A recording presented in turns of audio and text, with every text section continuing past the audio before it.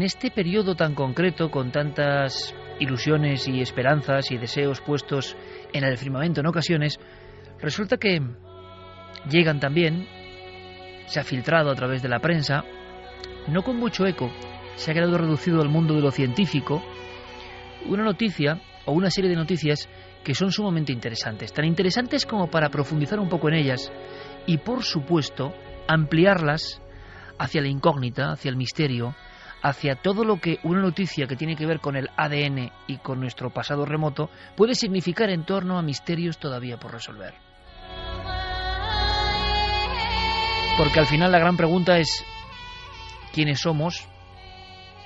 Implicada en esa pregunta está la cuestión de dónde venimos. Y sobre la evolución se ha hablado muchísimo. Los libros de hace unos años apenas valen ya. El carrusel de descubrimientos de las últimas épocas es sorprendente.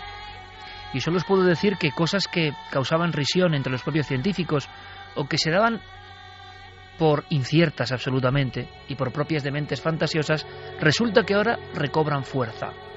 ¿Cómo resumir esto, que es un poco complicado?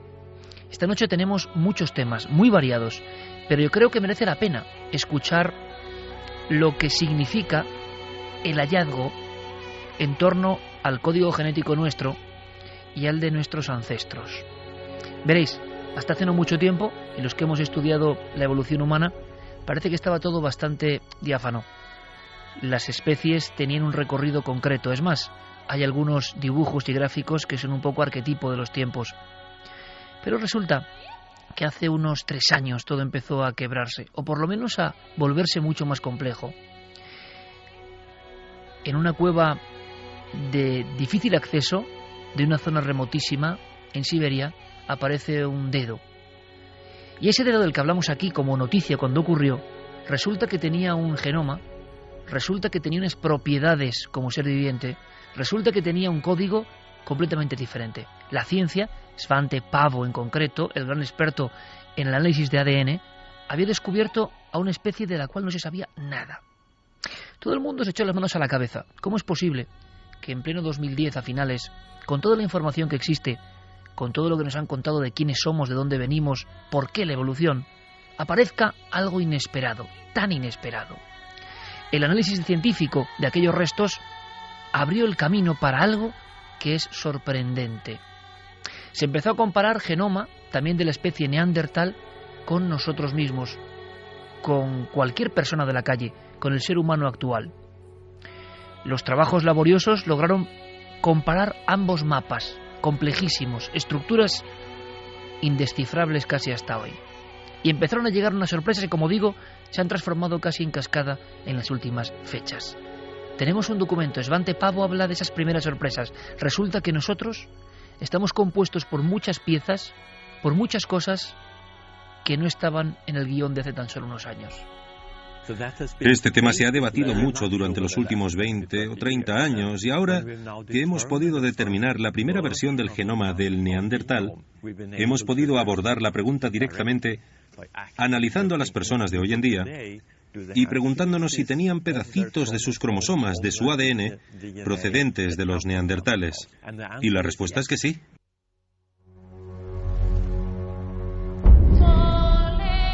Recuerdo perfectamente haciendo un documental que, repito siempre, para mí es lo mejor que yo he hecho como profesional, se llamaba El Salto Infinito, igual estaba un poco hecho a destiempo, aunque tampoco es malo eso. Entrevistábamos a personas que creían que nosotros mismos nos hibridamos con los neandertales. Es decir, que ese pasado de viñetas tan separadas en el tiempo, de especies tan diferentes, de humanidades que evolucionan, resulta que habían tenido conjunciones y por lo tanto hijos, y esos hijos tuvieron hijos que han llegado hasta hoy. Que nosotros, que siempre nos peleamos por banderas, por razas, resulta que tenemos en lo más profundo de cada una de nuestras células el germen de aquellos individuos. A veces pensar en esto, por ejemplo en Navidad, yo creo que no es malo, para que sepamos que en el fondo todos venimos de la misma semilla, semilla de la vida, semilla divina, dicen algunos, o semilla, quién sabe si del cosmos. Vamos a intentar ampliar el abanico del misterio, porque lo tiene, y yo no quiero cansaros con datos en este primer fragmento del programa, ni con detalles especialmente farragosos. Imaginaos, resulta que en nuestro genoma aparecen esos códigos de los antiguos neandertales. Por tanto, nos juntamos con ellos. Tuvimos descendencia. ¿Qué propiedades nos pasaron? ¿Por qué ellos desaparecieron? Sigue siendo una incógnita, pero es que hay mucho más. Resulta que anteayer mismo las páginas científicas de las principales revistas del mundo hablaban de otro hallazgo sorprendente, increíble.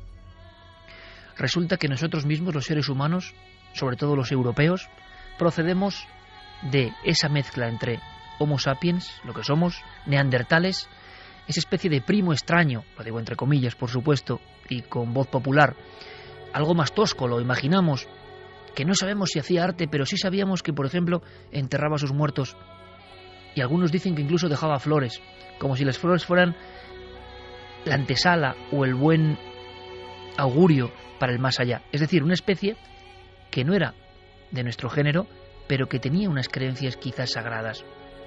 Con esto se ha trabajado mucho en Atapuerca, evidentemente. Pero es que además están entonces los denisovianos, Denisova, la cueva del dedo de aquella niña. Ellos eran distintos, pero resulta que nuestros genes también están. Y esto ha sido otro pelotazo del que no se habla mucho. En la sopa primigenia de lo que somos, resulta que ya no estamos solo nosotros. Están los neandertales y están los denisovianos, de los cuales no se ha recuperado apenas nada. Y lo que se ha recuperado se ha destruido para obtener ese código genético. Más sorpresas. Anteayer, el gran trabajo en la revista científica principal del mundo. Resulta que las nuevas comparaciones dicen que hay una cuarta especie. Pero una cuarta especie de la que no sabemos nada. Una cuarta especie, y esto es lo intrigante, que nos completa como personas, que late en todos vosotros, no lo olvidéis, que forman parte de vuestras células, de lo más sagrado íntimo de cada uno de nosotros, y que nunca se ha encontrado un solo resto. ¿Dónde está? ¿Quiénes fueron nuestros ancestros, los de la cuarta especie? ¿Se fueron? ¿Por qué no están? ¿Por qué no se ha encontrado un solo resto? Ahora los científicos quieren descubrir quiénes son esos otros. ¿Os imagináis? 4 humanidades por lo menos conviviendo. Aquí la fantasía se desata y nosotros lo vamos a hacer sin ningún tapujo. Vamos a contar lo que nos sugiere todo esto. Pero antes escuchemos a un científico, a un premio Príncipe de Asturias de la Ciencia, uno de los amigos del programa que nos enorgullece con su presencia y con su ayuda. Es José María Bermúdez de Castro, director del proyecto Atapuerca, y que fue uno de los primeros, no ahora, sino hace mucho tiempo, que empezó a hablar de algo que parecía fantasía, que en el pasado estas hibridaciones, quién sabe si con más especies, tuvieron lugar. Esto implica reescribir la historia que nos habían contado. Le escuchamos. En primer lugar, en los años 80 hubo un debate muy interesante sobre el origen de nuestra especie, en el que algunos investigadores defendían que todos los humanos en África y en Eurasia pues se podían cruzar pues con gran facilidad y además pues muy a menudo, ¿no? Y en cambio pues otros investigadores defendieron que no era así, que las especies estaban bien diferenciadas, bien delimitadas, las poblaciones, no había cruzamientos. Y bueno, pues nosotros pues a principios de este siglo pues empezamos en base a una serie de datos que estábamos viendo en el registro fósil de los yacimientos de Atapuerca, empezamos a decir que bueno, que había quizá que pensar en algo intermedio, ¿no? En no ser tan drástico, tan fundamentalista con una o con otra de las dos hipótesis. Y empezamos a hablar de hibridación. ¿Quiénes somos? Hibridación. ¿Quiénes son nuestros verdaderos padres? ¿Quién ha aportado en el nacimiento de esta especie que hoy piensa, sueña, crea arte, tiene un sentido, vamos a decirlo, religioso o trascendente de la vida, que tiene conciencia y consciencia? Hay una gran diferencia con lo que venía antes. Hay un salto prodigioso. Las noticias indican, y esto es muy sorprendente, que tan solo hace 50.000 años, o sea, anteayer en la historia, hace 50.000 años, en nuestra tierra, por ejemplo, en España, en Europa, en las montañas europeas, esas 4 humanidades diferentes convivieron. La pregunta es, casi de novela, ¿por qué no se ha encontrado a esa cuarta pata, a ese cuarto as debajo de la manga de la genética? ¿Quiénes eran? José Manuel Nieves lo explica bastante bien. Es un auténtico bombazo. Es más, algunos especialistas han dicho que solo la evidencia de vida extraterrestre llegaría a este nivel. Y nosotros comprendemos que sin saber de genética es difícil entrar en esa entraña, nunca mejor dicho, del mundo de las células y los genes. Pero parece que algo muy importante está a punto de descubrirse. Por lo menos se está viendo que nada es como nos habían contado, que cuando la luz de la ciencia genética entra, resulta que somos hijos de un auténtico misterio, o de varios misterios que se entrecruzan. Y yo me pregunto, lanzando esta cuestión a la noche, ¿y si esa cuarta especie, que yo no lo sé, desde luego, es pura fantasía, lo que digo ahora, alejada de cualquier tipo de ciencia, pero si aquellos fueron los que nos dieron precisamente esa chispa, esa luz, esa sensación de ser otra cosa, ese cerebro y esa conciencia que era un 600 y se convirtió en un Ferrari en apenas nada, que somos hijos de esa conjunción? ¿Y quién nos aportó eso que no tenían los otros? ¿Por qué lo tenían ellos? ¿Nos lo legaron? Suena fantástico, ¿verdad? A ver qué nos cuenta Nieves. Esa sorpresa mayúscula ahora ha sido subrayada por otro estudio en el que han secuenciado el genoma de un neandertal. Y de lo que se han dado cuenta es que el origen del hombre moderno, de nosotros, es bastante más complicado de lo que pensábamos, porque en realidad hubo 4 especies humanas, 4 especies de homínidos, que en algún momento compartieron territorio y probablemente también se entrecruzaron entre ellas. Esas 4 especies diferentes son los sapiens, que somos nosotros, los neandertales, los propios denisovanos y una cuarta especie que todavía no se ha determinado exactamente cuál es. Se ha excavado en todo el mundo, se han buscado pruebas y sin embargo queda ese misterio auténtico que yo creo que merece mucho más la pena que para vagar solo en tratados científicos. Merece la pena que el público esta noche, por lo menos con este altavoz que somos, que sabemos a dónde llegamos, sea consciente de que su propio linaje es un misterio. Suena ridículo, ¿no?, hablar de familias, de razas, de etnias, de procedencias, de colores, cuando el misterio auténtico de la vida humana está compuesto de un sinfín de enigmas que nadie sabe resolver. Somos hijos de estos seres. Y cuando pensamos, cuando soñamos, cuando miramos, cuando imaginamos, cuando queremos, seguramente estamos reproduciendo algo que ellos nos legaron. ¿Nos lo legaron con conciencia exacta de lo que hacían? ¿Hay casi un toque mágico en todo esto? ¿Qué sabemos exactamente, José Manuel, se lo preguntábamos, de esta cuarta especie, que es el gran misterio que surge a partir de antes de ayer? Lo que sí podemos saber de ella es que es una especie arcaica, muy antigua, porque la carga genética que transmite, que ha transmitido tanto a los neandertales como a los denisovanos, es muy arcaica. Hay muchos investigadores que piensan que en realidad no se trata de una especie desconocida, sino que es lo que nosotros hemos llamado hasta ahora Homo erectus, que es uno de los homínidos que hace 1.800.000 años salió de África y empezó a poblar el mundo. En esa migración larguísima de cientos de miles de años, pues estos homínidos se fueron encontrando con otros grupos de homínidos que estaban en otros lugares y se fueron cruzando con ellos. ¿Durante cuánto tiempo se produjo esta hibridación? No se sabe. Hubo 4 especies de homínidos intercambiando genes entre sí. El resultado de eso, pues somos nosotros. Evidentemente hacen falta muchas más investigaciones, hace falta intentar secuenciar algún fragmento genético de un Homo erectus para saber si efectivamente es esa especie misteriosa a la que nos estamos refiriendo o si por el contrario hay que seguir buscándola en otra parte. La especie misteriosa, porque es verdad que todo lo que sabemos de los neandertales o de esas otras especies más remotas no tiene nada que ver con nosotros. La gran pregunta que se hacen muchas personas a todos los niveles, científico, religioso, misterioso, es ¿por qué somos tan diferentes? Es que no hay excusa alguna. ¿Por qué somos tan distintos? ¿Por qué tenemos esta capacidad prodigiosa para ser conscientes, este trabajo mental, y los demás parece que no la tenían? Es como comparar a un hombre casi del futuro con alguien precisamente de la edad de piedra.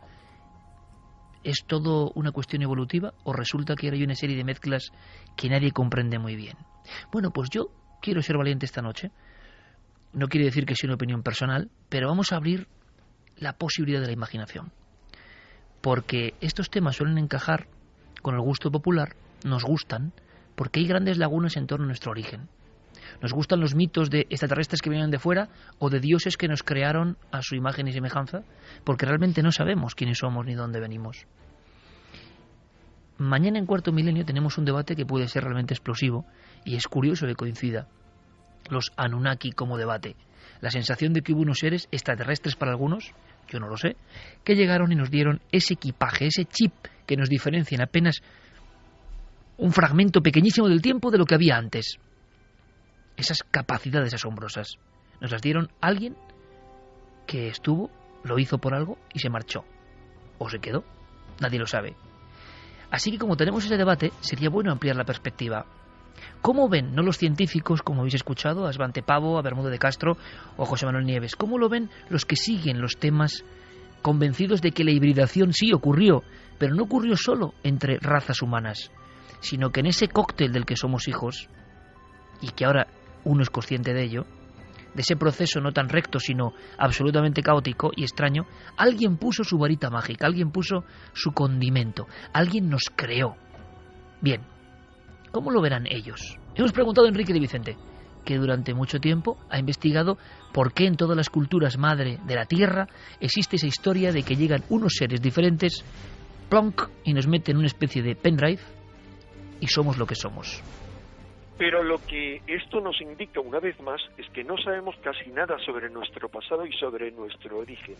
Todo lo que podemos hacer con lo poco que tenemos es dar palos de ciego, es imaginar cómo podría ser un rompecabezas de 1000 piezas del que solo hemos encontrado 30 piececitas correspondientes a una de las esquinas y 5 más del resto.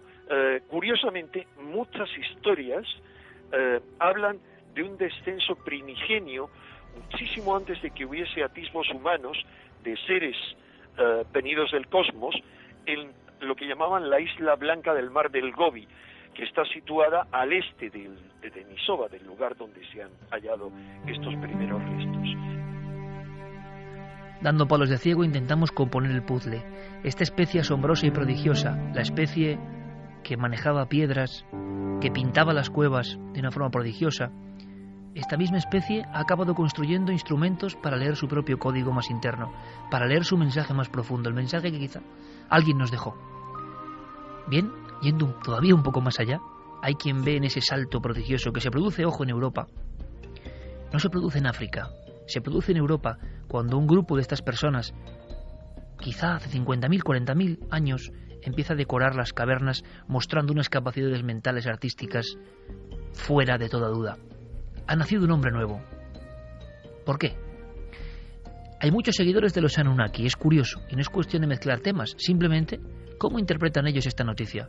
David Parcerisa, que mañana estará en ese debate de Anunnaki como absoluto y ferviente seguidor en España, representando a muchos que creen que fuimos visitados por dioses cósmicos, por seres distintos que nos crearon. ¿Él cómo lee esto? Esto entre líneas, esta gran movida, entre comillas, que sale a la luz de la genética. Pues lo ve así. De alguna forma, esta noticia que se está diciendo de que hay una tercera y una cuarta especie implicada en este hibridaje del ser humano, pues la verdad es un dato bastante interesante, da que pensar, pero yo siempre apunto a que hay que también estar muy alerta de los intereses que pueda haber detrás de la propagación de esta noticia. Cuando se da una noticia de esta índole, que debería de ser como para conmocionar a la opinión pública, a veces uno puede pensar que quizás están preparándonos para algo, para algún evento que pueda producirse a escala global. Yo no sé hasta qué punto, pero veo un interés. Ahora, el tema es que hace ya muchísimo tiempo que ya se sabe todo esto, que se ha conseguido realmente determinar que tenemos el germen de la conciencia humana no puede haber sido fruto de una evolución tan súbita, y creo que la prueba más evidente es de qué manera emerge la cultura sumeria, de una forma como si hubiese caído ese conocimiento del cielo, y de golpe y porrazo aparece una civilización de las más interesantes, más ricas en el mundo, en el sentido de que de repente desarrollan un sistema sexagesimal, matemática, agricultura, ingeniería. Según la arqueología oficial es la primera gran civilización, pero yo creo que probablemente estas entidades, estos seres, estos visitantes estuvieron también en muchísimas otras regiones del mundo, civilizando otras posibles culturas anteriores. Dos formas de ver esta misma historia. La puramente científica, asombrosa también, consternada por lo que se está descubriendo, y la más para algunos fantasiosa, bueno, no lo sé, quizá la fantasía tenga la verdad. Los que creen que la hibridación ocurrió, pero no precisamente con otros seres humanos, sino con seres instructores que vinieron de fuera. ¿Y qué pensáis vosotros? Esa es la gran cuestión, la más importante. Carmen, buenas noches. Buenas noches, Iker. Porque explicar esto no era sencillo, ¿eh? Y hemos visto cómo en los medios es normal, es que hay tantos conceptos, ADN, genética, especies diferentes, pero lo que creo, y ojalá lo hayamos conseguido, que se puede llevar nuestro público, nuestros espectadores, oyentes esta noche, es que se está cayendo como un castillo de naipes todo aquello que era ultra evidencia y que nuestro pasado, sea cual sea el resultado, es un enorme misterio. Pasaron cosas durante cientos de miles de años que nunca vamos quizás a ver. Pues sí, escuchábamos varias teorías y justo los mensajes ya nos hablaban de seres extraterrestres, de Anunnakis, también salía esa palabra, del eslabón perdido. Hay un verdadero interés por saber en realidad quiénes somos. Si todo esto es tan sencillo como nos lo han contado, esa evolución que ahora parece que se va al traste con los nuevos descubrimientos, o hay otra cosa que no conocemos y que pues ahora se puede empezar a ver que no todo estaba tan explicado como creíamos. Vamos a dar, Iker, como siempre hacemos, las vías de contacto, las abrimos desde ya para que la gente opine, para que nos envíen sus preguntas. En las redes sociales, en Twitter, en Facebook y en Google Plus, nos tienen que buscar en Nave del Misterio, y nuestro correo electrónico milenio3 con número @cadenaser.com. Con Jeremy Martínez, con estas músicas tremendas del sexto día de fondo, que en el fondo es genética también. Genética. Qué gran misterio. Hemos construido herramientas para leernos a nosotros mismos y estamos buscando, es una búsqueda solitaria, quiénes somos, a nivel celular. Con Fermín Agustín, por supuesto, todo el equipo ya dispuesto, y Santiago Camacho a mi lado, estoy seguro que tomando sus propias notas mentales, porque este tema, yo quiero decirlo, da para abrir la fantasía, considerándolo fantasía, porque para los científicos esto tampoco invalida la evolución, me imagino, simplemente indica que hay muchas cosas que no conocíamos, pero la corriente de la evolución, imagino que es la mayoritaria. Para los que estamos ya locos de atar y no nos importa abandonarnos en brazos de la fantasía como otra perspectiva del conocimiento, esto puede arrojar otras cuestiones. No sé si para Santi también. Pues ante todo, pues estoy emocionado probablemente porque estamos ante una de las semanas más apasionantes en la historia de la ciencia que se ha vivido en los últimos tiempos. No solo por esto, ha habido varias otras noticias que curiosamente también todas ellas han tenido muy pequeño eco en los medios de comunicación y que, pues bueno, estaban más ocupados en nuestras pequeñas cosas, nuestros pequeños conflictos, nuestras pequeñas miserias, pero que demuestra como siempre la grandeza de la ciencia que nos hace avanzar un pasito en el conocimiento, y en ese paso nos hace darnos cuenta de cuantísimo más ignoramos, que ignoramos muchísimo más de lo que creíamos antes. Y desde luego esta primera noticia es impresionante. Desde luego es una auténtica historia de detectives de la antigüedad, de detectives de la antropología, averiguar quién era ese cuarto desconocido. Un cuarto desconocido que probablemente tenía que, si estuvo hibridándose con las otras tres especies, tenía que ser una especie muy extendida, porque de todas las demás hay rastros, aunque sean mínimos, aunque sea un dedo, aunque sea una falange, aunque sea un fragmento de hueso, y de esta cuarta no. Como decías antes, ¿qué pasó con ellos? ¿Se fueron a algún sitio? ¿Se los llevaron? Javier Pérez Campos, compañero, buenas noches. Hola, Iker, buenas noches. Lo que decimos, aquí podemos darnos ese lujo, contar con premios Príncipe de Asturias o con vanguardia pura de la ciencia, que nos cuenten su perspectiva. Gente como Bermúdez de Castro, que es que además está emocionado porque dentro de su ámbito, y por supuesto con la ciencia, y sin ir nunca al ámbito de la fantasía, pues hombre, es un reto, ¿no? Resulta que ellos ya hablaban hace muchos años de esa hibridación, y eso causaba risa en no pocos otros científicos, ¿no?, en su tiempo. Y ahora llega este cóctel asombroso. Pero nosotros, como digo, podemos ir hasta más allá. Y nos suena esta historia. Nos suena a una historia que se viene contando en diferentes civilizaciones, mundos. Algo falta para explicar por qué somos como somos, y muchos quieren ver ese algo en una intervención exógena, de fuera. Y esta es la prueba, Iker, definitiva, yo creo, y ojalá sea así, de que tenemos que desligarnos de todos los prejuicios que llevamos con nosotros, que tenemos que empezar a aceptar que hay cosas que desconocemos por completo, y este es el ejemplo más claro, ¿no? De repente, la posibilidad de una cuarta especie que hace unos años era cosa de risa, era cosa absolutamente rechazada por la ciencia, y de repente tienen que reconocer que desconocíamos esto y tienen que hacer hueco a esta posibilidad, ¿no? Pues ojalá podamos saber más y que los científicos investiguen, pues abriendo la puerta a todas las posibilidades que existen. Es curioso porque he coincidido con el tema de los Anunnaki que planteamos mañana y que para muchos también era, y me incluyo, me parecen en algunos aspectos cosas exageradas, pero luego uno ve algunos elementos y en el fondo hay una necesidad del ser humano, con mayor o menor imaginación, de rellenar unos huecos, unos importantísimos huecos. Si uno, como es mi caso, es un apasionado total del arte rupestre, lo es porque en él descubre esta incógnita. No solo por una cuestión artística, una cuestión estética, sino porque simplemente al sentir todo eso se da cuenta de que el hombre que en nuestra tierra, la tierra cántabra, por ejemplo, pintó de esa forma, y era un hombre distinto. ¿Por qué ese salto? ¿Cuándo? ¿En qué momento? ¿Por qué los otros no hacían eso ni nunca lo hicieron? Y además las cronologías de las pinturas cada vez van más atrás, llegando a este momento clave en el cual estas diferentes especies, una de las cuales no ha aparecido, estaban ahí. Uno, imaginando, dice, bueno, ahí estaban los que dieron los conocimientos, ¿o qué ocurre? Sería muy interesante observar también, simplemente como ristras de opinión, lo que dicen nuestros oyentes, porque, aunque ya casi espectadores también, porque es un programa virtual totalmente ya con las redes, pero como siempre es ese primer contacto, ¿no? Es esa primera sensación. Algunos verán un tema de pura ciencia y otros verán, caramba, que ahí está el chip prodigioso, que ahí está la pieza que falta, que ahí está lo que no tenían los de antes y tenemos nosotros desde cierto momento en la historia. Y por eso, como parece casi ciencia infusa, muchos dicen, parece que fue un regalo que alguien nos trajo. Pues mira, Alejandro Carmona nos decía, la cuarta especie puede que venga de muy lejos, de las alturas. Dark Matery, yo no creo en la evolución, sino pienso que había muchas especies de humanos en la Tierra y que sobrevivió la más adaptable.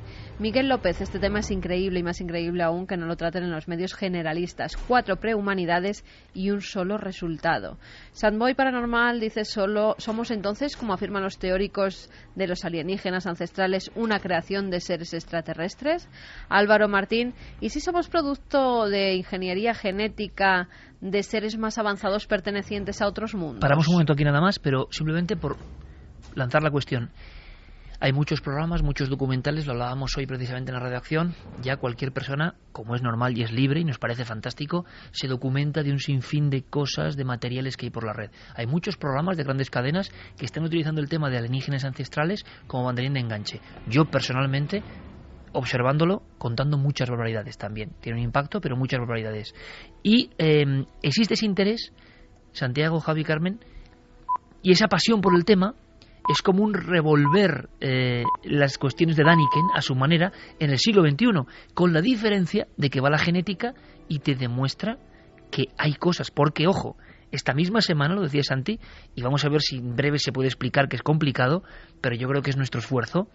Hay otra noticia que tampoco da casi nadie, o no se da, no ha aparecido en ningún periódico español así con grandes datos, y resulta que después de 58 años de que se descubra ni más ni menos que la estructura del ADN, ahí es nada, o sea, nuestro ladillo más básico, hay otro hallazgo, un segundo código.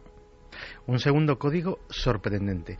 Fíjate, la primera noticia, la de estas 4 especies, venía de la gran revista Nature, pues la otra gran revista científica, Science, daba otro aldabonazo histórico a la ciencia.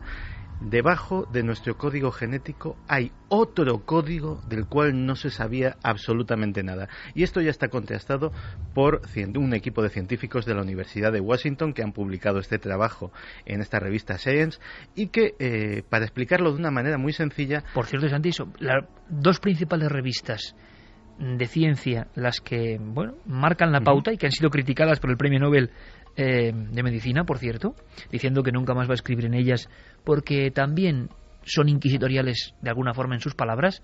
Las 2, una lanza esta cuestión tremenda y otra lanza lo que vas a contar ahora. Y otra lanza otra cuestión igualmente tremenda, que es una noticia muy buena y no tan buena vista de otro punto de vista. Claro, los científicos de la Universidad de Washington nos lo explicaban así, que es muy fácil de entender. Imaginemos que nuestro código de ADN es una novela. Es una novela que ya hemos aprendido a leer, que nos la sabemos de memoria, conocemos cada uno de sus párrafos, los personajes, la trama, y entonces la tenemos ahí guardada, trabajamos con ella y de repente llega un señor y nos dice, pues verás, te voy a contar una cosa súper curiosa. Coges la primera palabra de la novela y a partir de ahí, una de cada 4. Pues resulta que dentro de esa novela hay otra novela que te cuenta otra historia completamente diferente. Pues básicamente es eso. Un segundo sistema operativo que combina el primero visible que estábamos contemplando. Claro, el primero era tan visible y tan evidente que hasta ahora los científicos creían que era el único, que el ADN servía única y exclusivamente para una cosa, que era para expresar proteínas.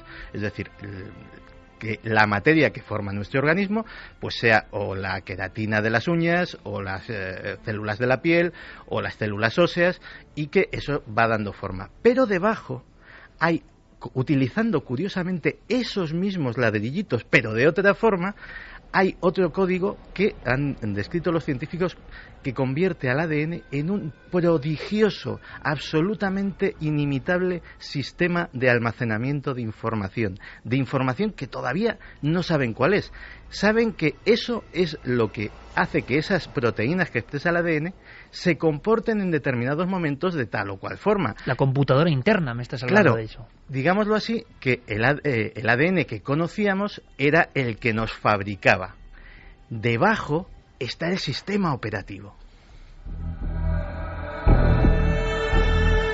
58 años después de que Francis Crick, por ejemplo, uno de los autores de ese trabajo, descubriese la doble hélice. Y él mantuvo durante mucho tiempo que podía haber una intervención exógena. Es curioso, esta misma semana ha coincidido ese mapa genético minúsculo que tenemos dentro. Para muchos es la propia gran incógnita. No es una interrogación, un signo, es una doble hélice. ¿Cómo eso tan complejo está en nuestra vida, en nuestro organismo? ¿En qué momento empezó la vida y con esa complejidad? Nosotros compartimos gran parte de nuestro código con otras especies, pero encima en nuestra propia evolución hay un momento en que damos un salto que se puede explicar solo por el tiempo, por la habilidad. Si comparamos las especies antecesoras y comparamos, por ejemplo, y tenemos un poco de conciencia, lo que son las pinturas de Altamira, Chauvet, y lo que significa poder representar, pintar, creer, es tal cantidad de elementos nuevos en un cerebro nuevo que uno se pregunta, bueno, ¿y dónde ha estado la mutación? Y eso es lo que muchos, con cierta fantasía o no, en el gran agujero negro que existe, lanzan. Tal pack de posibilidades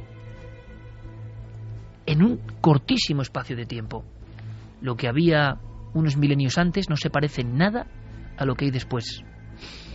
Y eso uno lo siente cuando va a las grandes cavernas rupestres, porque son lo que nos ha quedado como manifestación de aquel hombre. No tenemos otra. Tenemos algunas esculturas que no llegan tampoco a ese nivel. Es como si hubiera unos maestros prodigiosos, unos maestros con una sensibilidad increíble, que no tenían nada que ver con lo que vino antes. Unos maestros que seguramente, contemplando sus obras, creían en cosas, porque esas pinturas son un mapa de creencias. Y luego otra cosa que poca gente sabe, lo comentábamos con Santi. Los artistas, lo he comentado en muchas ocasiones, cuando Picasso se pone debajo de alguna de estas figuras en Altamira, dice, después de esto todo decadencia. Y lo decía Picasso, él recupera esa esencia 25.000, 30.000, 40.000 años después. Porque él veía formas y soluciones solo al alcance de unas mentes prodigiosas.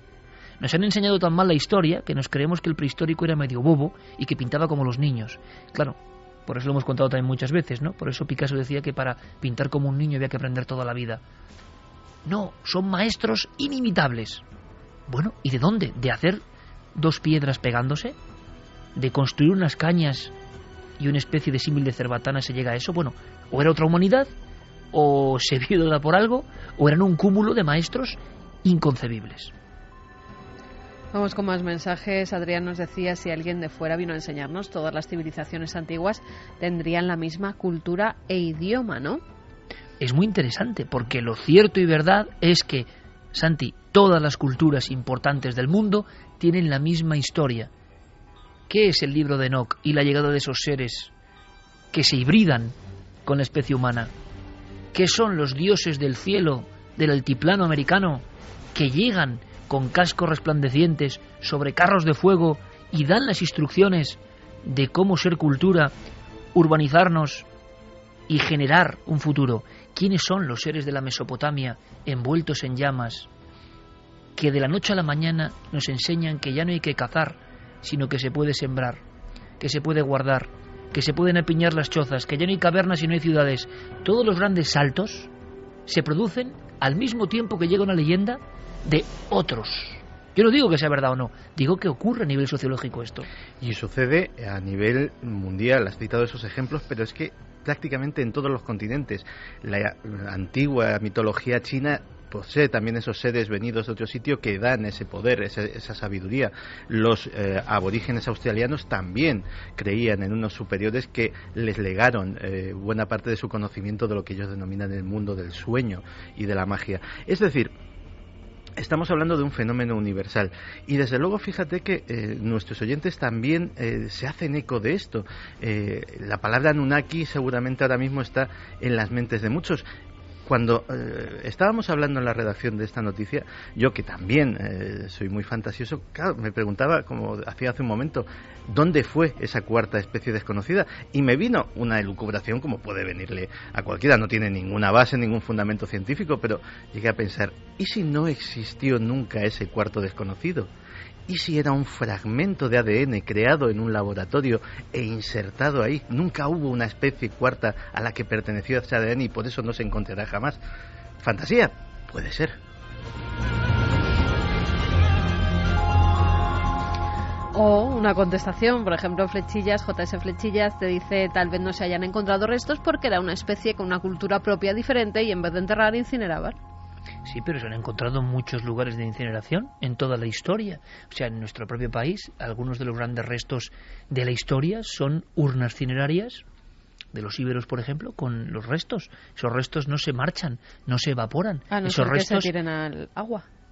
Pero casi todas las culturas se sedimentan bien. Siempre hay teorías diversas. ¿Tú te acuerdas de el hombre del cuello de pico de Göbekli Tepe, no? Uh-huh. Bueno, pues ese es uno de los primeros tótems de donde nace la agricultura. Ahí hay un salto.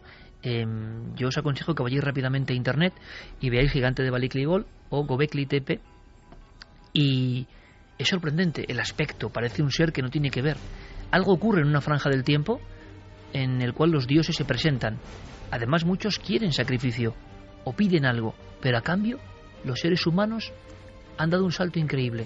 Imaginaos de vivir a la pura caza del día, las mujeres recolectando y los hombres cazando, con toda la incertidumbre que tiene esa vida, durante milenios practicada, de pronto en diferentes lugares del planeta, de momento el primero, este yacimiento en la Anatolia turca, Göbekli Tepe, resulta que primero hay una especie de construcciones astronómicas. ¿Por qué? Mirando a determinadas estrellas. ¿Por qué? Y segundo, la gente de allí resulta que sabe cultivar. Claro, hoy nos parece muy sencillo, pero ¿a quién se le ocurrió cultivar? ¿Saber que eso iba a ocurrir? ¿Recoger el grano? ¿Conseguir almacenaje? Por lo tanto, la familia ya tenía diferentes perspectivas. Se empezaron a apiñar las casas y a convertirse en las primeras ciudades. Ahí surge quizá una de las primeras ciudades de la Tierra, Urfa. Hay un salto tremendo. Tendrá explicación, pero curiosamente ha habido grandes revoluciones muy concretas en diferentes épocas, como unos saltos extraordinarios. Hay quien ve, por cierto, en Internet hoy en día uno de esos saltos extraordinarios que será visto con otra perspectiva dentro de milenios. Pero ha habido diferentes momentos donde la humanidad pega un gran zambombazo. Para algunos han sido personas muy concretas, con mensajes muy concretos o con intervenciones muy concretas. Fascinante enigma, ¿no creéis? Terminamos con los mensajes. Cancela Freire dice: seres instructores, ¿y por qué nos han abandonado? Somos un experimento fallido, quizás Diego Cozar Lobo, yo creo en los extraterrestres, pero quien nos creó fue Dios, es mi creencia personal. Raúl H. dice, von Däniken fue el primero en proponer esto en Regreso a las Estrellas. Cuando lo leí con 13 años, flipé. Raúl Núñez decía, ¿y si esa cuarta especie es aquel eslabón perdido del que muchos hablan procedente de vida extraterrestre? Está demostrado que algunas cosas, como el aparato rotor del flagelo de los espermatozoides humanos, tienen un mecanismo que es imposible que haya sido producto de la evolución darwiniana, pues tiene décadas de elementos de los cuales, si falta uno solo, no funcionaría. Esa es la razón por la que no encontramos restos de la cuarta especie. A mí me ha gustado mucho, y me quedo con eso, la teoría de Santiago. Pura fantasía, repito, que quede claro. De momento. Pero es que la fantasía del hoy puede ser ciencia del mañana. Claro, pero es la misma pregunta que yo le hacía a Santi en la redacción. ¿Y quién creó en esa cápsula de la que tú hablas esa vida, ¿no? Ese gen. Pues mira. ¿Y por qué? ¿Y por qué nos hizo este experimento? Bueno o malo, no se sabe. Como digo yo muchas veces, si uno quiere creer en extraterrestres, el mejor libro para leerse es la Biblia. Y el de cualquier cultura prácticamente fundacional, donde los dioses cobran forma casi antropomórfica y se presentan ante nosotros. Quedará mucho por resolver en esta historia tremenda de nuestros ancestros. Los maestros instructores aparecen en todas las culturas. ¿Por qué? Porque quizás sea, a nivel científico y racional, una forma de fantasear sobre lo que no se conoce, y uno se imagina unos dioses para rellenar unos huecos que no entiende muy bien. Pero ¿y si hay algo de verdad? Si realmente en determinadas épocas de la historia algo se presentó para enseñarnos, para dar ese salto que era fundamental para la vida de este planeta, ¿cómo nos observarían ahora? ¿Decepcionados? Seguramente, quizá. Hemos alcanzado grandes prodigios, como empezar a leer nuestro código, pero al mismo tiempo el mundo es un gran desastre, lleno de corrupción, de injusticia. ¿Y esos seres eran justos o injustos? Las historias nos cuentan que las tradiciones, por ejemplo, de los Dogon, esos hombres medio peces híbridos, que eran casi vampíricos, y están en todas las culturas. No hay cultura en la faz de la Tierra que no crea que una noche o un día se presentaron con un gran fulgor seres que no eran como ellos y que trajeron un conocimiento, a veces a cambio de auténtico horror. ¿Descubriremos algún día la historia? Bueno, nosotros lo que hemos querido en este tiempo, porque creemos que merece la pena, es trasladaros dos noticias de gran impacto científico y que tienen esas posibilidades fantasiosas. ¿Se cumplirá la profecía de la fantasía? A lo mejor dentro de siglos se escucha este programa y no precisamente para decir, bueno, qué fantasía, qué tontería, porque ha ocurrido con otras muchas personas. A lo mejor estos locos que especulaban son escuchados dentro de unos cuantos milenios diciendo, bueno, iban por el camino correcto.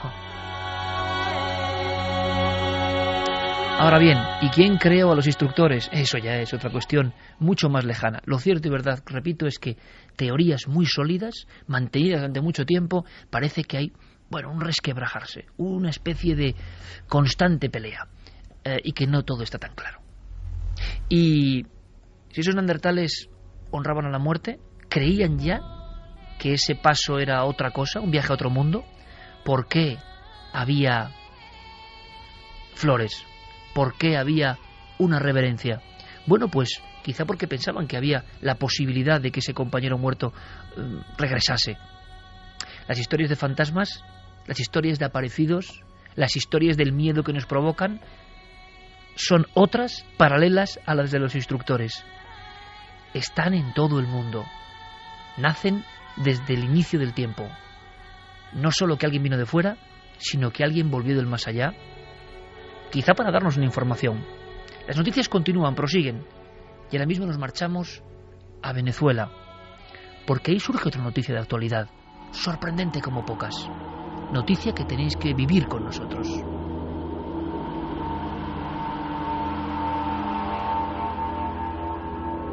¿Qué está pasando en Venezuela, Javier? Pues lo que está ocurriendo en una localidad muy concreta, la de Guanipa, en Venezuela, tiene aterrorizada a toda una comisaría de policía, funcionarios, miembros de seguridad, personal de limpieza y los propios reos, los prisioneros que están en la cárcel anexa a este edificio, están viviendo escenas de auténtico pánico, como digo, porque desde hace 2 meses son muchos los que aseguran que por el pasillo deambula una figura, la figura de una mujer con pelo oscuro sobre la cara, que va flotando que no pisa el suelo y que incluso en más de una ocasión ha llegado a agredir a los miembros de este lugar. Parece propio de película de terror japonés, la propia escena, el propio lugar. Pero ¿está pasando ahora?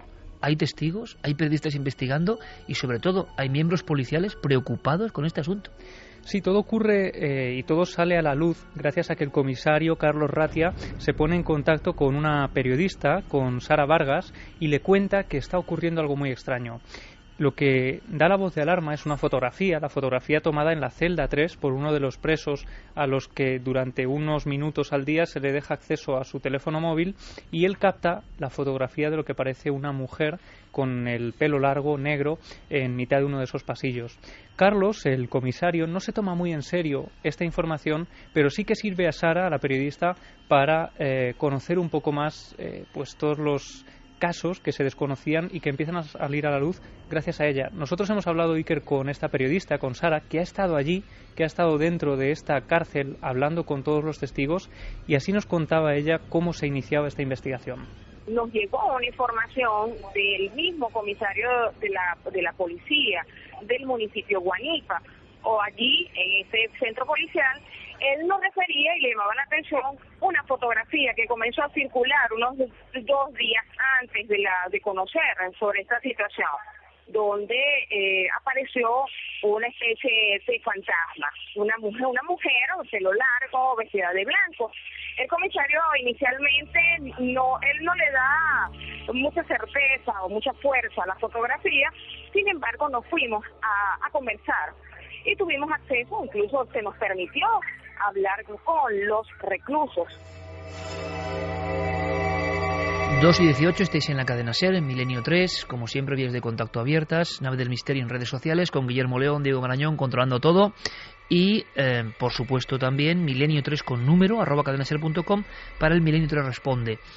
Claro, es que muchas veces hay fotografías, la típica del fantasma de pelo largo, de trucaje básico, de aplicaciones sencillas, y que muchas veces abren una historia, y en este caso el comisario, imagino de buen criterio, pensaría que eso era una tontería, y resulta que cuando luego van a ver a los reclusos sí que empiezan a surgir datos con nombres y apellidos.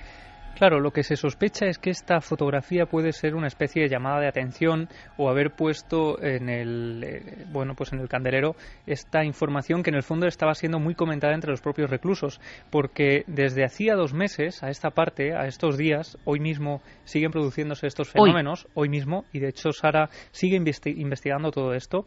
Pues hay un total de 60 reclusos. Estas 60 personas ya hablan de haber vivido experiencias muy similares. Hay nombres y apellidos de gente que cuenta experiencias personales de encuentros con esta figura que llega a ser agresiva, especialmente en esa celda 3. El edificio Iker es un edificio de hormigón, muy sencillo, muy humilde, construido hace unos 9 años. Se ha buceado en la historia del lugar y allí se descubre que no hay nada truculento, no hay nada trágico, aparentemente. Eso eran unos terrenos del ayuntamiento que estaban vacíos y que se decide construir allí esa comisaría de policía. Sara nos contaba pues cómo los reclusos hablan de unas evidencias que ocurren antes de la propia aparición de la figura. Malos olores, sonidos extraños, una luminaria, una especie de resplandor que inunda algunas de las celdas. Y así nos cuenta Sara lo que ocurre también cuando aparecía esta figura femenina. Ellas aseguran que la mujer aparece allí en esa celda y siente una especie de calor y un olor nauseabundo. Ellos, al despertar, han podido observar el rostro de una mujer vestida de blanco. Hacen referencia a que incluso flota, la imagen flota, nunca pisa suelo, y la han visto salir desde aquí, desde esa celda. Uno de esos testigos de los que hablábamos es Isandra Maroya, una mujer que está embarazada, que lleva 6 meses en esa cárcel por un presunto robo, y ella dice que no puede dormir por las noches, que tiene que dormir con un ojo abierto porque ha llegado a ver esa figura que incluso llega a meterse en la cama, casi a tumbarse a su lado, y ella vive esas escenas con auténtico pánico. No es la única, muchos otros reclusos dicen que la ven a los pies de la cama, sobre ellos flotando, e incluso también en el interior de las mantas, como si de repente surgiera de la nada. Lo más tremendo, Iker, es que algunos la han visto también andando por los pasillos, han escuchado su llanto y son muchas otras las evidencias de que este supuesto fantasma está por la cárcel aterrorizando a esta gente. Hay momentos, dicen que no veían la imagen, pero sí a través de las ventanas, que hay unos pasillos, y por allí escuchaban el llanto. Ellos refieren que en algunas oportunidades le han visto correr hacia unos pasillos que dan hacia los calabozos principales. Iguales testimonios tienen los reclusos de los calabozos principales. Dicen que es especialmente agresiva con las mujeres, que incluso hay algunas trabajadoras a las que ha llegado a agredir, que vigilando en mitad de la noche estos pasillos... Pero vamos a ver, esto puede ser alguien físico, porque agredir, ¿no? Claro, suena pero... como alguien que puede estar infiltrado o generando una histeria colectiva. Claro, en una cárcel tampoco lo entiendo muy bien. Pero desde luego es un caso como nunca yo había escuchado, sea delirio o sea realidad, o no sé qué hay detrás de esto. Lo que es la fenomenología, yo en mi vida había escuchado nada parecido. O histeria colectiva, quizá, porque según nos contaba Sara, esta gente acostumbrada a trabajar, a vigilar en lugares inhóspitos, pues dicen que sienten como en un pasillo donde están completamente solos, pues notan como una especie de palmada en la espalda que les empuja, notan evidencias físicas. Son lugares... los vigilantes ya los que están hablando de esto. Eso es, no son los reclusos, sino los propios vigilantes, gente de limpieza que trabaja allí, es decir, desde todos los ámbitos, funcionarios también del ayuntamiento que trabajan en este edificio. Si quieres vamos a escuchar a Sara hablándonos de las experiencias y del miedo de estas personas que trabajan en esta cárcel. Fuimos más allá y conversamos con los funcionarios policiales. Allí prestan guardia aproximadamente unos 4 oficiales de seguridad. Y ellos nos referían que siempre se ha dado la misma situación con esa mujer. Y ellos dicen que sienten temor. Incluso llama poderosamente la atención porque ellos le refieren al comisario que ellos no quieren montar más guardias porque tienen miedo. Ellos tienen un área que es el área de descanso, que aquí le llamamos cuadra. Bueno, en esta cuadra algunas de las oficiales no quieren dormir, prefieren no dormir en las camas, sino en el piso, lanzan aquí una colchoneta, unas cobijas y duermen porque les da miedo.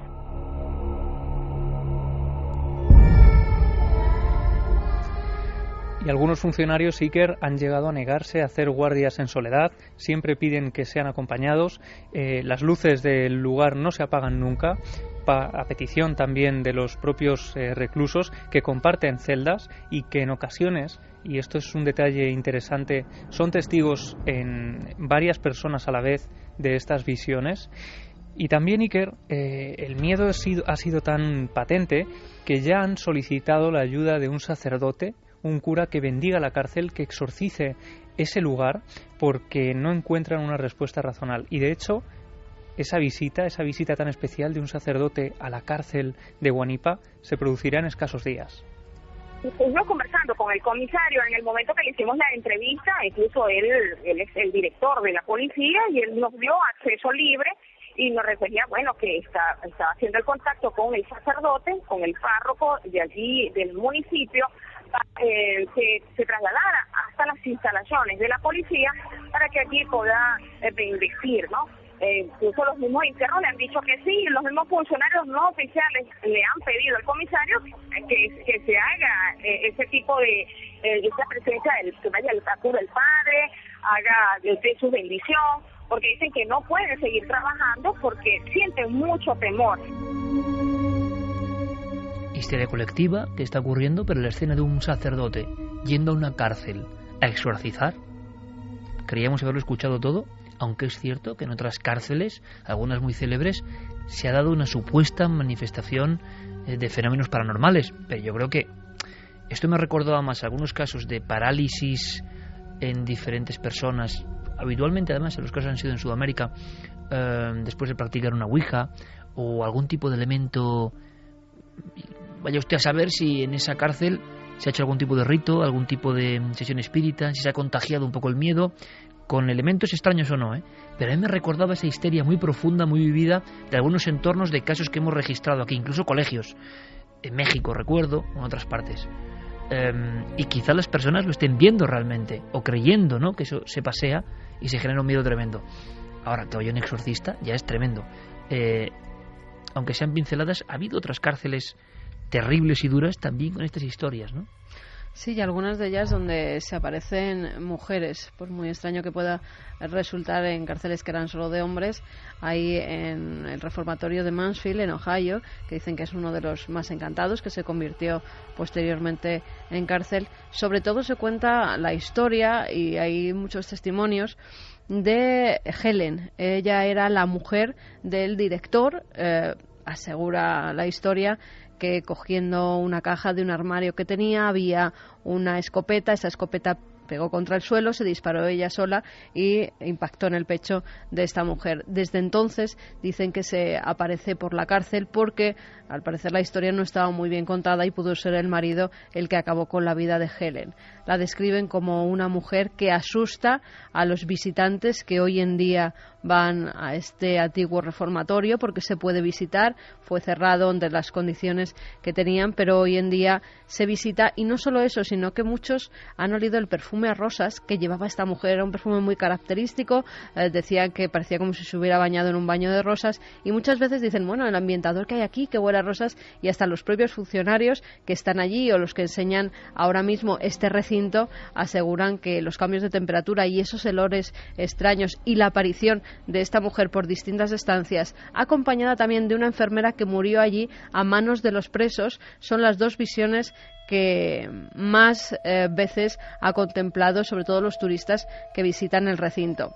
Es muy conocido la historia de Alcatraz, pero hay un sitio en concreto que llamaban el hoyo, el agujero, que era donde metían a los presos más conflictivos. Allí estaban un máximo de 19 días porque estaban completamente desnudos, no tenían ni siquiera un colchón, comían tan solo durante esos 19 días pan y agua. Y en ese hoyo, uno de los presos, la primera noche que entró, comenzó a decir que había unos ojos brillantes que le estaban mirando. Los presos normalmente chillaban, gritaban las primeras horas para que los sacaran de allí, pero en este caso era muy continuo, hasta que ya casi de madrugada los funcionarios de la prisión vieron que dejaba de chillar. Se acercaron a ver la celda y contemplaron el rostro de este hombre ya muerto, que estaba con una cara de terror tremenda y que además parecía tener la marca de unas manos que habían agarrado su cuello. En el hoyo no entraba absolutamente nadie. Hay otro lugar que es una de las penitenciarías más embrujadas, es en Filadelfia. Es una cárcel que tiene más de 140 años. Allí se llevaban a cabo una serie de torturas terroríficas, de las cuales se sabe bastante. Estaba, por ejemplo, lo que entre los funcionarios de prisiones llamaban la silla loca. Era una silla que tenía una especie de amarres que eran de cuero, que apretaban tanto las extremidades de los presos y estaban durante tantos días sentados en ellas que llegaron hasta amputar algunas manos, algunas piernas, porque la circulación ya no transcurría a través de sus venas. También estaba la mordaza de hierro. La mordaza de hierro era un artilugio que se ataba a las manos y a la lengua. Cuando los presos se movían, la lengua inmediatamente salía amputada y normalmente los presos se desangraban por esa amputación. Era una serie de actos los que se llevaban allí terroríficos. También los metían en agua y tenían como unas cadenas que ataban a los presos desnudos a la pared, sobre todo en invierno, después de estar metidos en agua, hasta que directamente ya se veía el hielo sobre sus cuerpos.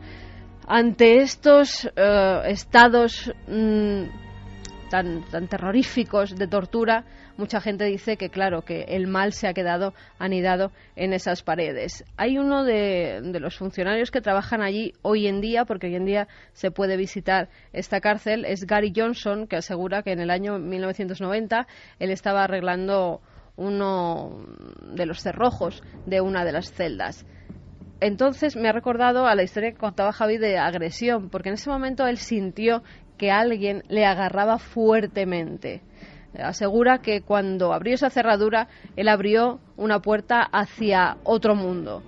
Entonces es cuando salió el mal de esa celda, siempre contado por este funcionario. Dicen que le agarró muy fuerte, que no podía moverse, que no podía gritar, que él veía como rostros increíblemente macabros salían de esa celda y cómo una figura, una sombra oscura se abalanzaba sobre él. En el momento en el que él pudo recuperarse de ese estado, salió corriendo, lo contó a sus compañeros y estos aseguraron que no era la primera vez que pasaba.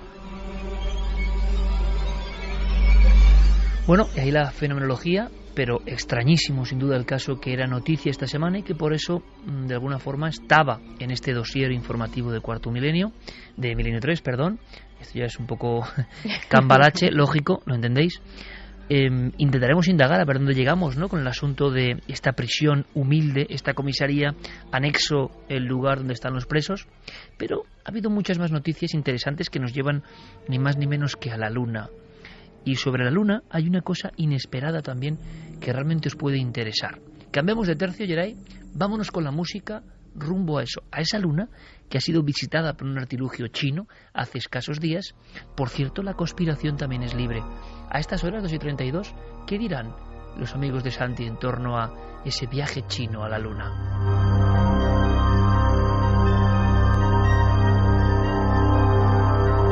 Porque aunque sean pinceladas, Santi, los amigos de la información no oficial ya hablan de no sé, cosas raras, ¿no? Bueno, esto ya ha dado hasta una especie de deriva curiosísima. Las primeras reacciones, cómo no, fueron de dudar de el alunizaje chino. Es decir, empezaron a pensar, a decir, bueno, en la aproximación que hemos tenido, las imágenes en directo, entre comillas, no eran más que una sucesión de imágenes estáticas. Esto empieza a oler a tongo. Luego, cuando el Yutu, el robotito que han colocado los chinos en la Luna, empezó a transmitir imágenes, claro, lo primero que les llamó la atención es que la Luna china era roja. No tenía ese color gris, ceniza que tenía la Luna americana. Entonces dijeron, pues aquí, evidentemente, estos chinos pues nos están queriendo vender una cosa que no es. Pero han pasado días y la deriva se ha ido al otro lado. Dicen, no, lo que están demostrando las imágenes chinas es que las imágenes americanas eran mentiras.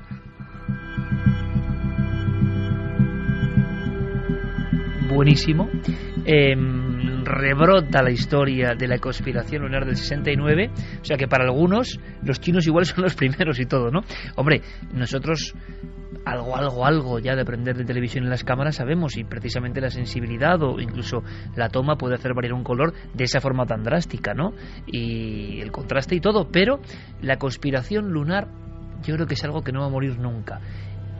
La conspiración lunar nació en el 69, pero da la impresión de que también es como el ADN y que está aquí desde siempre, ¿no? Pero hay algo sobre la Luna, Santi, interesante. Mañana precisamente en la televisión veremos más cosas, pero hay algo muy interesante, extraño, diferente, bizarro. Lo tiene que traer Diego Marañón. Diego, buenas noches. Buenas noches, Iker.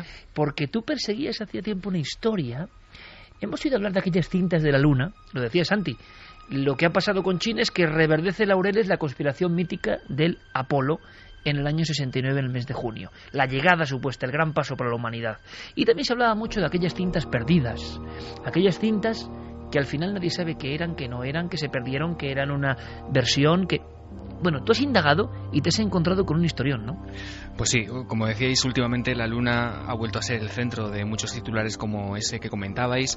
Habría que decir que en realidad nunca ha dejado de serlo, pero bueno, ese alunizaje del primer robot explorador chino después de 37 años sin que una nave terrestre pisase nuestro satélite, hay que añadir una noticia que ha pasado de puntillas, Iker, pero que sin embargo esconde una historia increíble, una historia que comienza hace casi 50 años.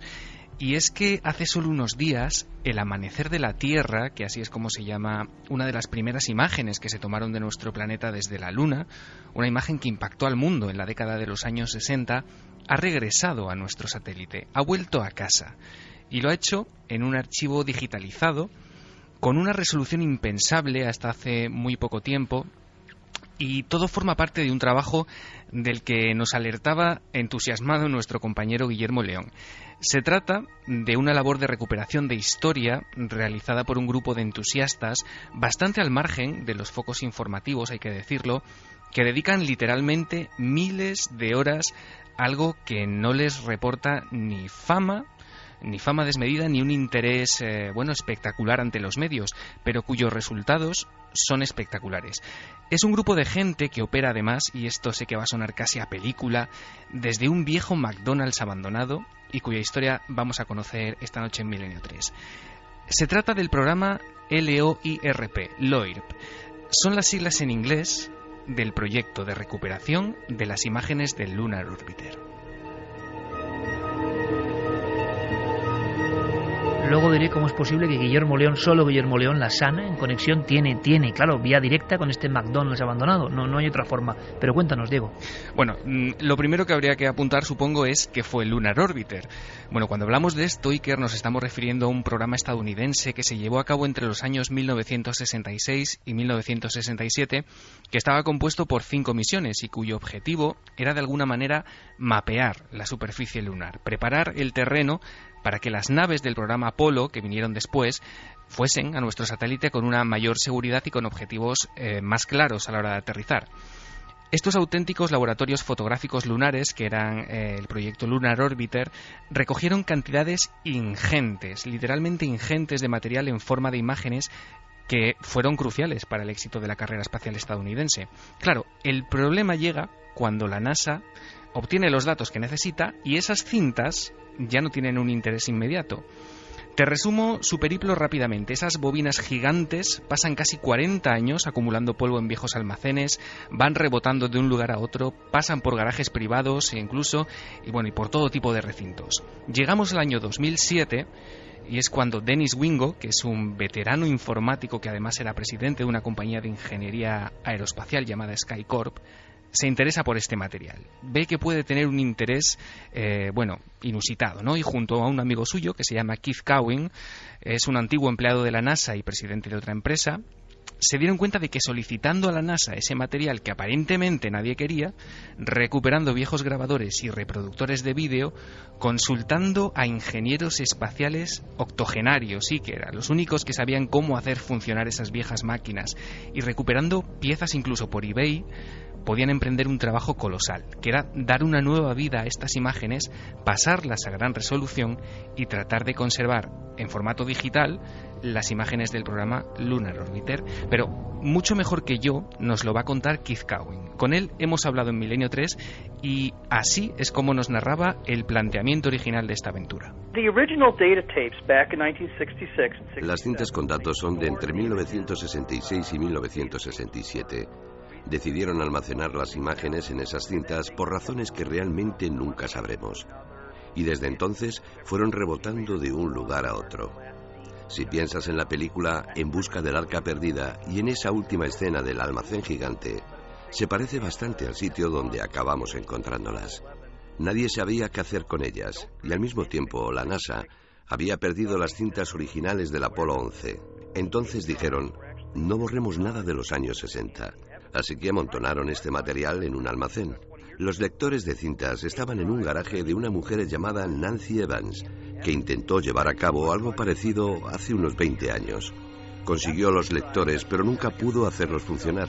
Así que se trató de acudir a garajes, a viejos almacenes, de encontrar piezas en eBay, localizar a ingenieros octogenarios, de encontrar un edificio abandonado y de hacer encajar todas las piezas de nuevo.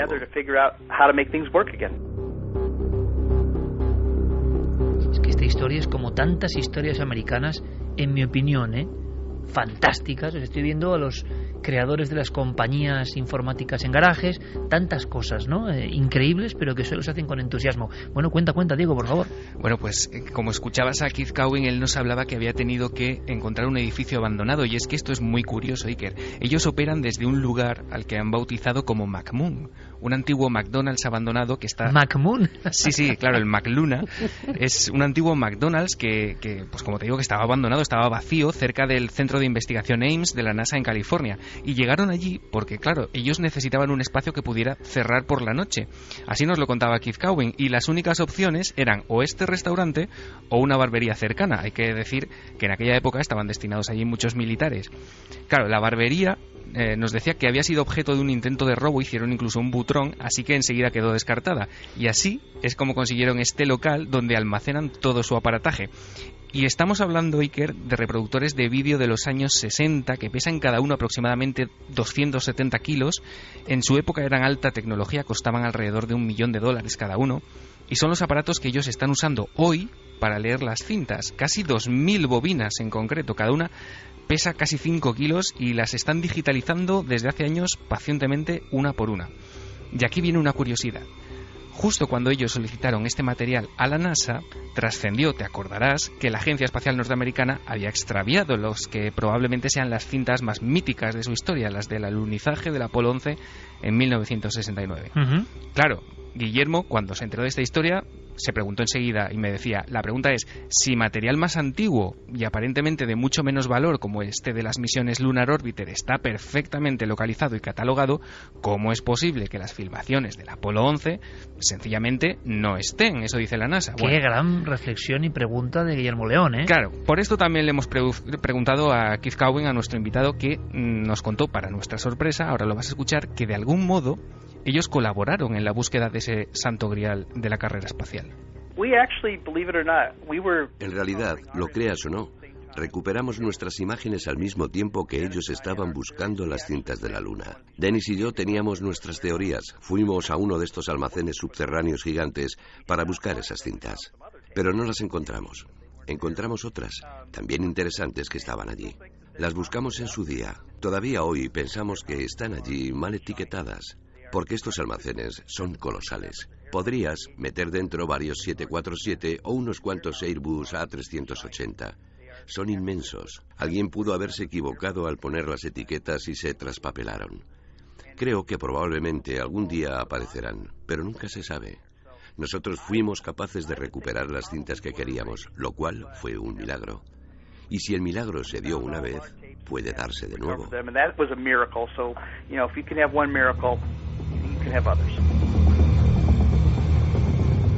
2:42, pero Diego Marañón, compañero, entonces, ¿qué son esos almacenes inmensos donde cabe de todo y donde pueden estar las cintas de la Luna? Porque lo increíble, se lo preguntaba ahora Santiago Camacho mientras escuchábamos esta entrevista de esta historia maravillosa, Diego, es que las cintas de la llegada del hombre a la Luna, las cintas originales se perdieron. Y esto quedó ahí en la bruma y uno piensa, bueno, igual se han recuperado en este tiempo. Son 700 cajas, de las cuales están perdidas 698. Y eso porque unos años más tarde, esto se descubrió en 2006. ¿No habrá sido un robo?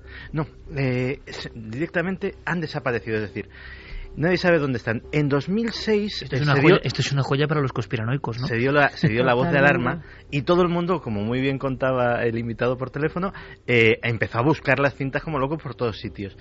En un sótano polvoriento de la Universidad de Perth, en Australia, apareció una caja con 100 cintas, que es una cantidad ínfima, porque estamos hablando, no son cintas VHS, son cintas con telemetría. La inmensa mayoría de ese material ni siquiera tiene imágenes, es decir, son datos técnicos, digámoslo así, cintas de ordenador.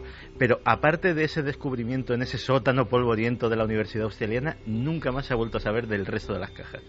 Pero... Es que...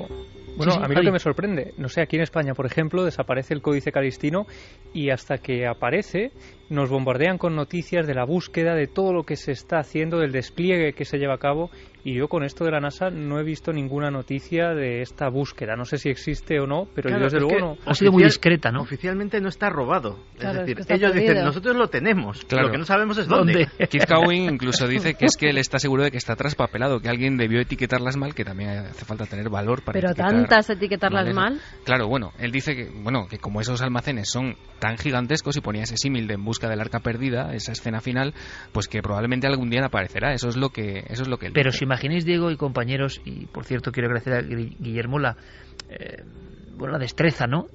La conexión sana en este caso. Vamos a ver. El acontecimiento filmado más importante de todos los tiempos. ¿Estamos de acuerdo? Sí. ¿Estáis de acuerdo, amigos oyentes? ¿Hay algo más importante que la llegada de un ser humano a otro mundo, a un satélite, bueno, que es otro mundo realmente? Ese salto histórico, hombre, si se hubiera filmado quizá lo de Colón, pues no sé, Andarinella a la par o otras cuestiones, pero filmado. Y se pierde eso.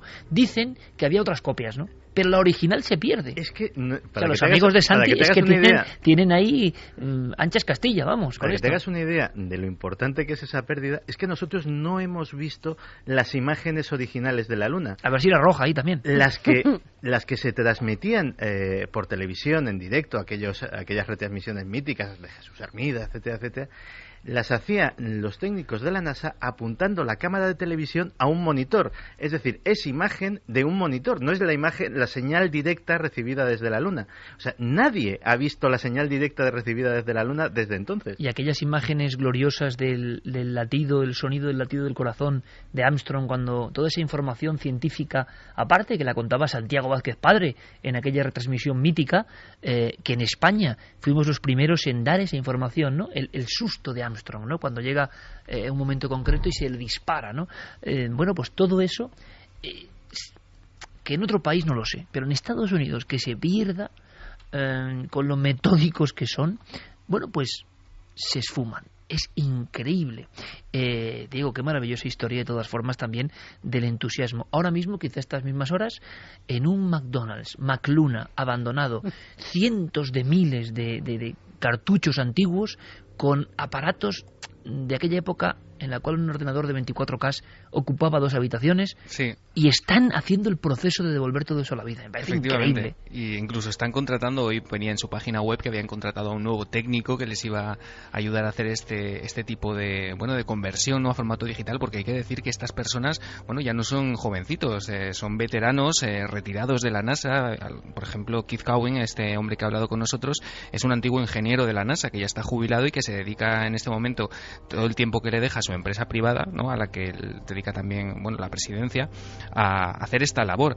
Él lo llama tecnoarqueología, Iker nos lo decía. Tecnoarqueología, maravilloso. Sí, maravilloso. Y yo le preguntaba que en qué punto estaba el proyecto en diciembre de 2013, justo hoy, y nos decía que quedan unas 1000 cintas todavía por digitalizar, y que de entre el total que ya han pasado por las manos y las máquinas del proyecto LOIRP, bueno, a Keith Cowan también le hemos preguntado cuáles son para él sus favoritas, que yo creo que también es algo muy interesante. Y vamos a escuchar lo que nos cuenta, y seguro que mientras tanto Guillermo León va a mostrarlas en Twitter en tiempo real, tanto las imágenes originales como el resultado obtenido por este equipo después de la restauración de las fotografías, que es bastante increíble. Hay 2 imágenes. Una de ellas es el amanecer de la Tierra. Recuerdo verla por primera vez cuando era un niño. Fue cuando mi madre me llevó al cine por primera vez a un pase de 2001, una odisea del espacio. Y yo tenía un libro de National Geographic sobre el espacio. Cuando lo abrías, allí estaba la foto. Pero en aquella época estaba borrosa y tenía rayas. Esa foto siempre me impactó. Era verla y pensar, vaya, vivo en un planeta sobre el que orbita una luna. Fue cuando comprendí por primera vez nuestro lugar en el universo. 45 años después, cuando conseguimos las cintas, pensé, si tenemos que recuperar una imagen, que sea esa. Curiosamente, era la imagen favorita de todo el equipo. Y la conseguimos. Luego hay otra imagen llamada el cráter Copérnico, que a menudo ha sido calificada como la imagen del siglo. Fue tomada por la misma nave espacial mientras buscaba un gran cráter en la parte frontal de la Luna, desde un ángulo tal que permitía ver montañas.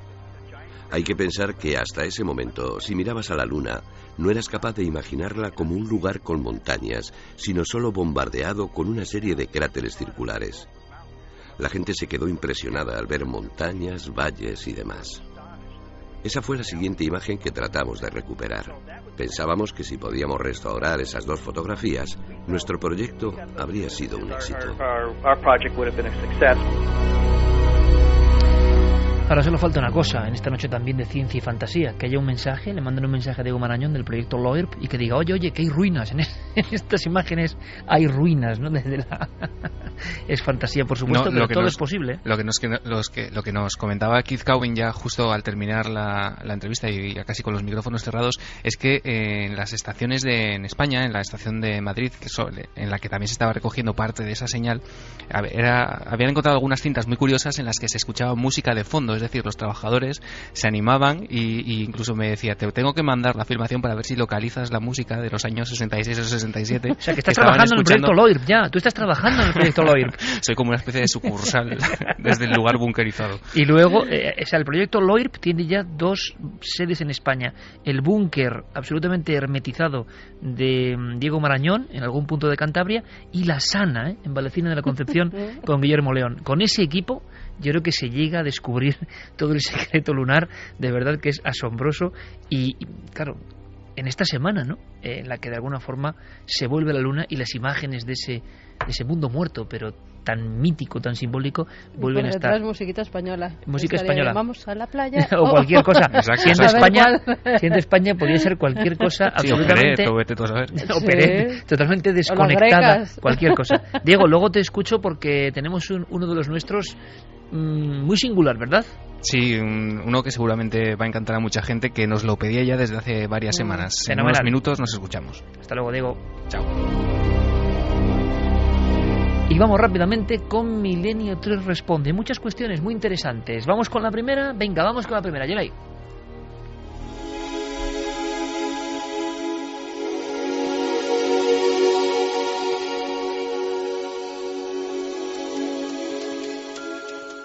Hola, soy Georgina de Tarragona.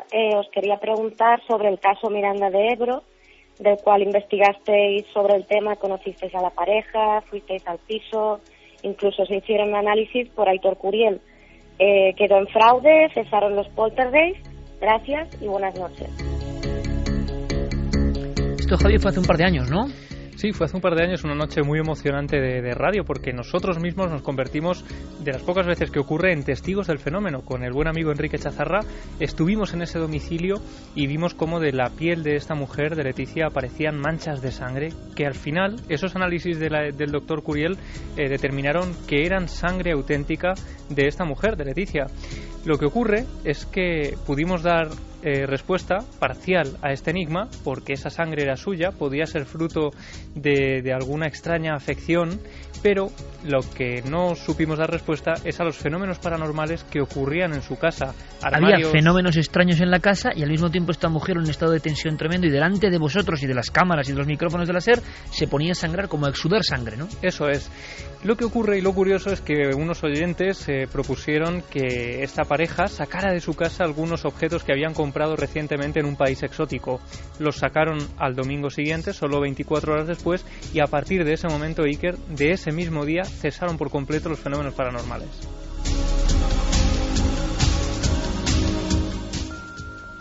Hola, soy Gloria de Gran Canaria. Hace una semana vi la película Omnívoro, que trata sobre personas que pagan por comer carne humana en restaurantes clandestinos. Y tengo 2 preguntas. ¿Creéis que este puede ser uno de los motivos por los que la gente desaparece en España? Y si os habéis encontrado con algún caso de canibalismo.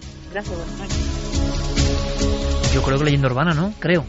Espero. Lo que dicen en Omnívoros es que son gente muy exclusiva, gourmets casi, que ya hartos de la comida normal, pues tienen que probar otra serie de suculentas carnes, y lo que hacen es ir a sitios donde asesinan a la gente y luego la sirven en las bandejas. Yo creo que en España no existe, que es una leyenda urbana. Y yo creo que es leyenda urbana global, aunque hay casos de canibalismo, global y lo se ha habido hace poco, ¿no? Global no lo sé, que en nuestro país no pase puede ser, pero que en otros lugares esté vendiendo carne humana, bueno, yo lo dejaría en la duda. Yo recuerdo algunos artículos de Interview en los años 90 donde se hablaba de que muchas de esas desapariciones de niños especialmente podían estar relacionadas con el mercado negro del tráfico de órganos. Sí, pero es decir, que siempre es una cosa, y restaurante sí, de carne humana, como pero esta que película. Bueno, en el fondo siempre se ha intentado teorizar con estas desapariciones misteriosas que ocurren en toda la península. Es que no son restaurantes, lo que dicen en la película, son como casas donde cada vez se lleva a cabo una cena entre un grupo muy elegido de personas. A mí me parece una leyenda urbana. Las sociedades gastronómicas, para tener sí, sociedad gastronómica humana. En nuestra opinión, la de Milenio, podemos estar equivocados, ojalá no estemos equivocados, leyenda urbana. Buenas madrugadas, soy Maite Caballero de Córdoba y me gustaría saber si el sonido llamado el ronquido de Taos tiene relación con el hum o es lo mismo, porque parece ser que mientras que el hum se graba con un simple móvil, el ronquido de Taos no queda registrado en micrófonos convencionales. También quisiera saber si hay alguna nueva información sobre las investigaciones que se están llevando para saber el origen de estos sonidos. Muchas gracias. Santi, vamos rápido. Si te parece, le decimos a Yeri que nos ponga ese sonido ronquido de Taos, sí, para que lo identifiquemos. Venga, Yeri, va. ¿Qué estamos escuchando? Estamos escuchando lo que se llama el zumbido o el ronquido, el sonido de Taos.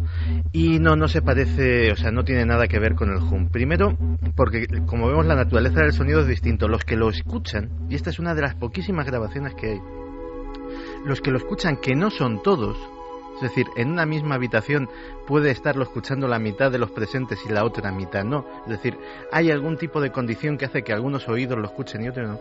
Los que lo escuchan, como hemos podido nosotros apreciar, les recuerda muy gráficamente al repiqueteo de un motor diésel contra la ventanilla del vehículo. Si nosotros con un coche al ralentí ponemos la oreja en la ventanilla, podemos escuchar un sonido muy parecido a este. El hum no, el hum tiene esa naturaleza metálica, fantasmal, extraña, que se parecía a esos extraterrestres de la película La Guerra de los Mundos, ¿no? Y Taos, Estados Unidos, por cierto. Taos, Nuevo México, al norte del estado, una ciudad de unos 5 o 10.000 habitantes. Yo estuve hace muchísimo tiempo. Y es una ciudad curiosa porque, aparte de eso, ha ido cantidad de gente a investigar el fenómeno. Este tipo de grabaciones se consiguen con equipos muy sensibles, es decir, no basta el micrófono de un móvil, es decir, son fruto del trabajo de investigadores. Y lo que es un enigma es de dónde procede. Le han achacado desde las placas tectónicas, algún tipo de efecto geológico que no se conocen, hasta condicionamientos que pueden venir hasta de la fauna local, que haya algún tipo de animal o de insecto que no se conoce y que puede hacer ese zumbido. Buenas noches, mira, soy Juan de San Sebastián. Bueno, quería preguntaros por si, a ver qué había ocurrido con el tema aquello de matanzas de ganado a principios de los años 90 en Navarra. Era pues si sabía que había ocurrido. Venga, muchas gracias. Y anduvimos. Ocurría que los animales estaban asustados, que presentían la llegada de algo, sea un lobo efectivamente, o sea otro tipo de depredador, y entonces muchas de las ovejas realmente no morían mordidas, sino que se producía una especie de asfixia entre ellas, todas iban hacia atrás. Claro, en uno de los ataques con punzón, en Caparroso, recuerdo perfectamente, llegar allí, ver los montones de las ovejas, había 400, ¿no?